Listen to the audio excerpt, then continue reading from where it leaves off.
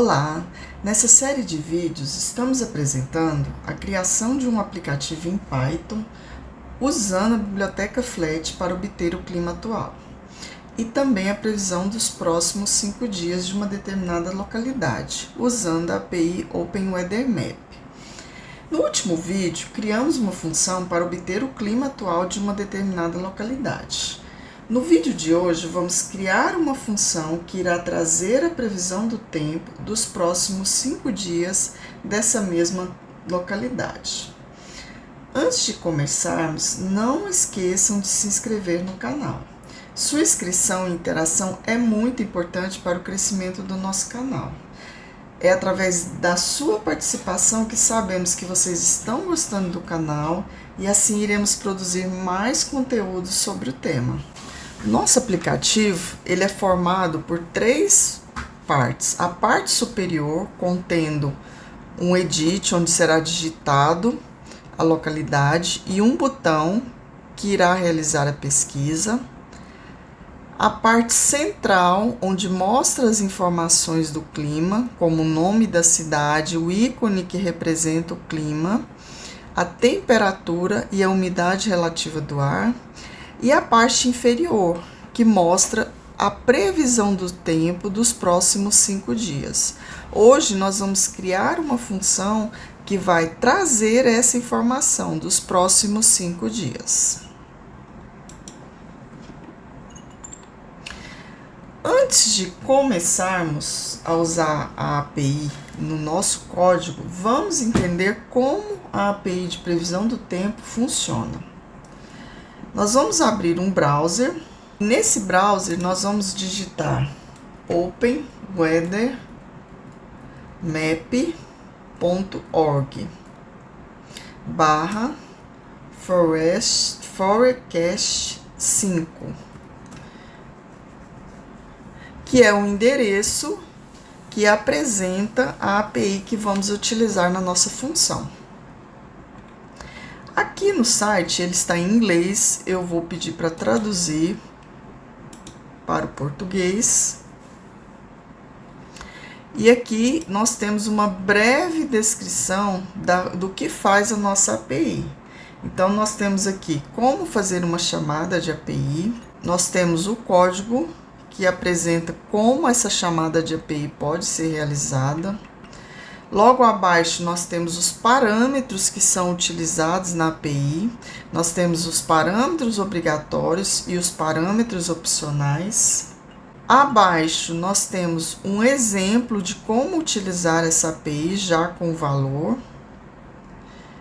E em seguida, nós temos a resposta da API, que pode estar no formato JSON ou no formato XML. Dependendo da informação que você colocar no parâmetro mode, que é um dos parâmetros opcionais que você pode incluir na requisição da API. Vamos começar fazendo um teste com um link informado aqui no exemplo de chamada. Eu vou copiar esse link. O que nós vamos fazer? Ao valor da latitude e da longitude, nós podemos manter esse mesmo valor. Mas o valor da API, que é o último parâmetro, que está entre chaves, ele precisa ser alterado. Então, aqui eu vou colocar a minha chave de acesso que eu obtenho quando eu faço o cadastro da minha conta gratuita. Então, eu vou colocar aqui no final e vou dar Enter. Quando eu faço isso, eu estou fazendo uma requisição da API. Então, olha só, eu fiz uma requisição ao servidor, passando os parâmetros latitude e longitude e passando também a minha chave de acesso. Essa é a resposta que esse endpoint traz. Agora que vimos como obter o clima atual via URL, nós vamos fazer isso em Python. O que a gente vai fazer? Nós vamos copiar esse código aqui e vamos voltar para o nosso código em Python. Aqui eu vou criar uma variável que vai receber esse código. Então, o URL é igual aspas, dupla, o endereço já com os parâmetros.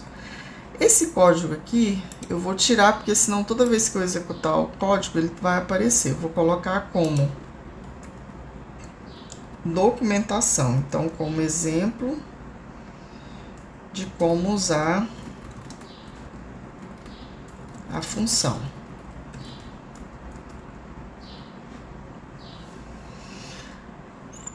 Então aqui eu tenho uma URL que tem o link que eu quero executar. É como se eu estivesse chamando esse link lá via browser. E aí o que eu vou fazer? Eu vou criar uma resposta para receber o resultado da minha requisição. Então aqui eu tenho resposta e eu vou pedir para mostrar essa resposta.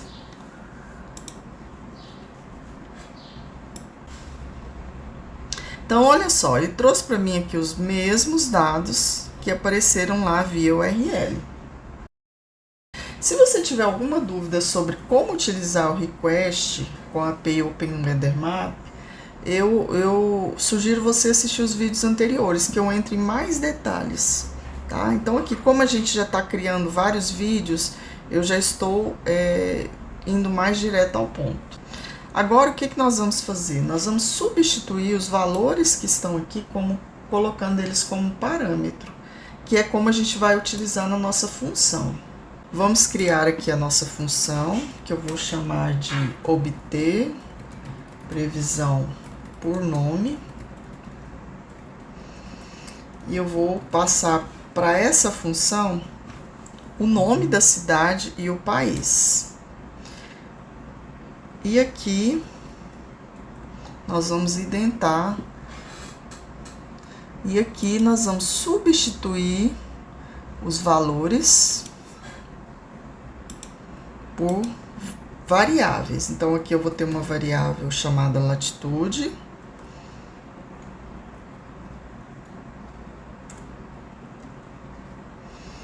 E aqui eu vou ter uma variável chamada longitude. E aqui nós vamos substituir pela variável API key. Só que nós temos um problema, que é a mesma coisa que aconteceu na função passada. A nossa função, nosso endpoint, ele não tem como passar o parâmetro de nome da cidade.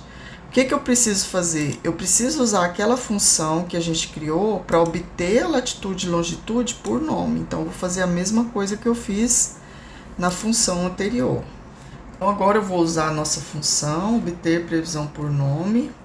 Vou colocar aqui os parâmetros, a minha chave de acesso que a gente informa lá no início do código e o país.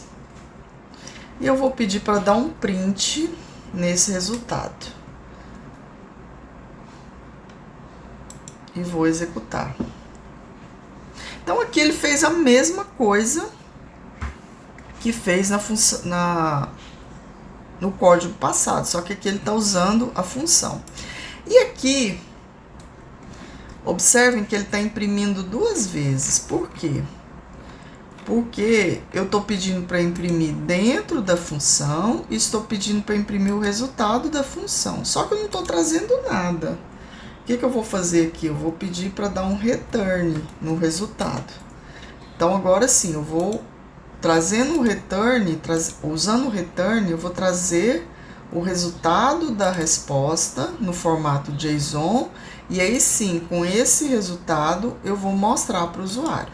É importante trazer esse return nesse formato, porque lá no nosso código, a gente vai precisar usar os campos da resposta. Como a gente ainda não tem aqui os campos que a gente vai utilizar, a gente vai trazer a resposta completa e depois lá na aplicação a gente vai escolher quais são os campos que vamos utilizar.